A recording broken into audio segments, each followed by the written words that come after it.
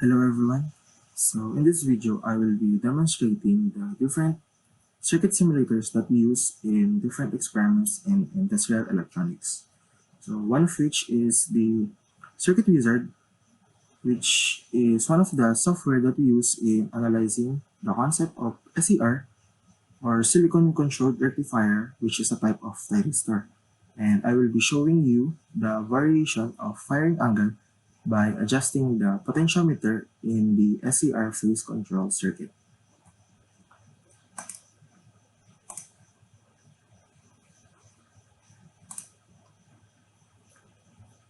As you can see, we have this SCR phase control circuit, which is taken from experiment 2. And in this circuit, you can see the potentiometer here, which has a value of 50,000 ohms or 50 kilo ohms. We have here the oscilloscope wherein the AC supply is connected to channel 1 and the resistor R8 is connected to channel 2. I also add a diode in series with R8 so that the current will flow in only one direction. So as I run the program, you can see here that the output waveform of the R8 is almost equal to the output waveform of the supply voltage. So as we increase the value of the potentiometer, you can see that there will be a delay in which the SCR will be conducted. Further increasing the value of the potentiometer, the firing angle also increases.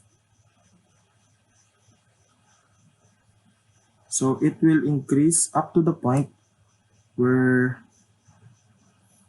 the maximum firing angle will be 90 degrees.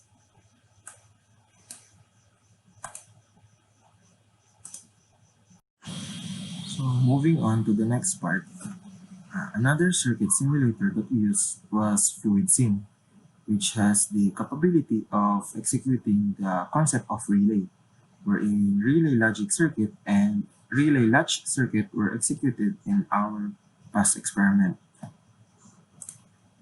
So as you can see in this circuit, it is a relay logic circuit which is taken from our experiment 4, and the principle of logic operation was implemented.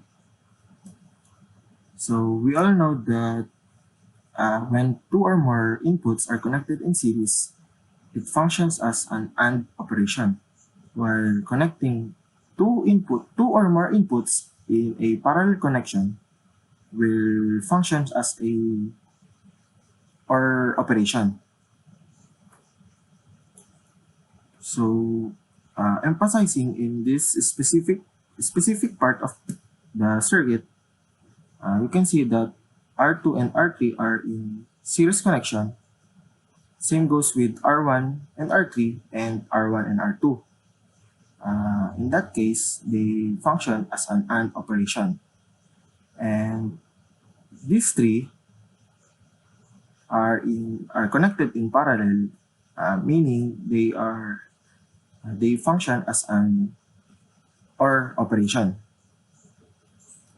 And this circuit was designed to fit the condition where pressing one input at a time or pressing three inputs at the same time will not trigger the buzzer. On the other hand, the buzzer will be triggered when two inputs are pressed at the same time. So running the program, as you can see, when one input are pressed one at a time, the buzzer will not be triggered. Same with pressing three inputs at the same time will not trigger the buzzer. But pressing two inputs at the same time,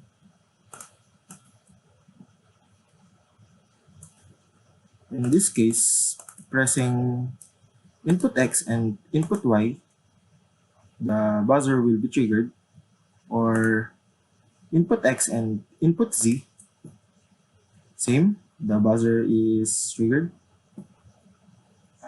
The last one is input Y and input Z.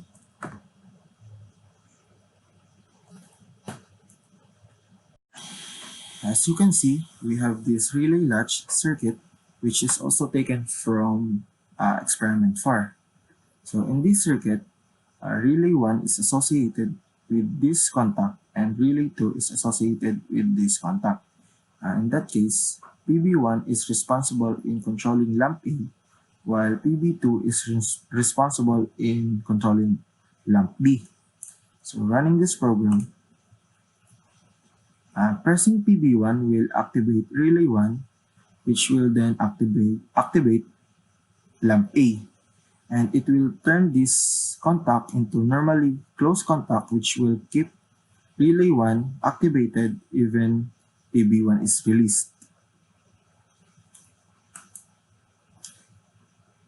Pressing PB2 also functions with the same manner as PB1. And the only way to deactivate lamp A is to cut the connection of relay 1 and 2 by pressing PB3, which will turn this contact into normally open contact, which will deactivate relay 1 and 2. So this contact is used for preventing the activation of two lamps at the same time. So for the last part, we use Automation Studio in executing the concept of PLC timer and counter.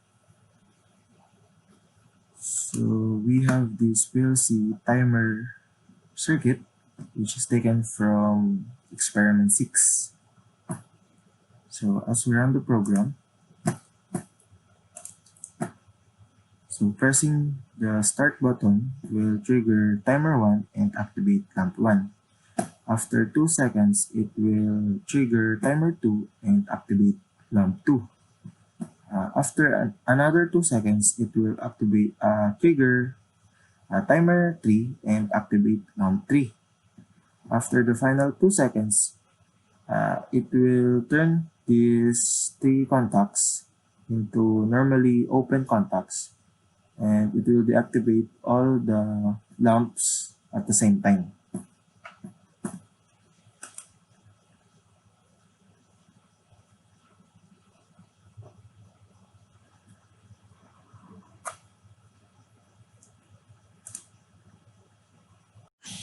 So we have here a PLC counter circuit wherein the first 3 counters are associated with these normally open contacts, which will control these outputs.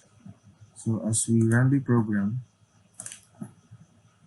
pressing the push button once will trigger the counter 1 and will activate beer 1. Pressing it twice will trigger counter 2 and will activate beer 2. Pressing it thrice will activate counter 3 and will activate beer 3. So pressing it for the 4th time will trigger this 4th counter, which will turn this normally open contact into normally closed contact, which will reset all the counters. Press once, press twice.